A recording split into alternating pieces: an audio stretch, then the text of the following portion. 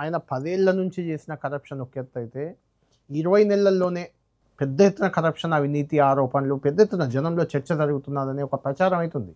మీ దృష్టికి వచ్చాయి అటువంటి కరప్షన్ అనేది అడపా ఒక రెండు చోట జరుగుతుండొచ్చు.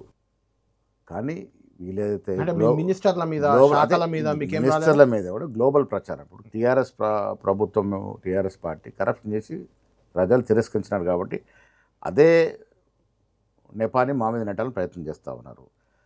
గ్లోబల్ ప్రచారం జరుగుతూ ఉంది. ఎందుకు సోషల్ మీడియాలో కొండా సురేఖ మాటలు విన్నారా? మంత్రులు సైన్ చేయాలంటే డబ్బులు తీసుకుంటారు, నేను అలా తీసుకోను, ఇక్కడ డెవలప్ చేయమని అడిగాను అన్నారు.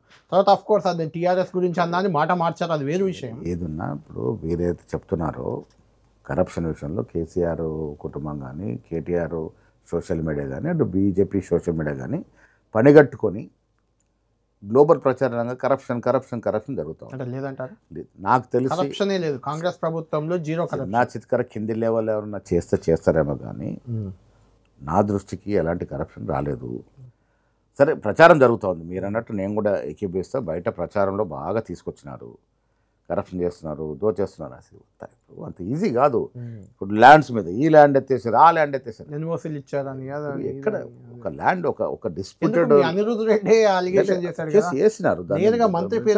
మేము కూడా ఇప్పుడు అనిరుద్ధ్ కేసు వేసినా సీఎం గారు ఏమన్నారు, వాస్తవాలు రానియండి బయటికి అన్నారు. వాస్తవంగా వాళ్ళు చెప్తుంది మేము రైట్ అని వీళ్ళు చెప్తున్నారు, మేము వాస్తవాలు బయటకు రాని ఊరుకున్నారు. నేనేమంటారు, ఒక డిస్ప్యూటెడ్ ల్యాండ్ సెటిల్మెంట్ ఎన్నో ఈక్వేషన్స్ ఎంత సమపడతాగని కాదు.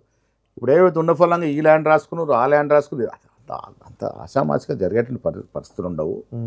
గ్లోబల్ ప్రచారం జరుగుతూ ఉంది.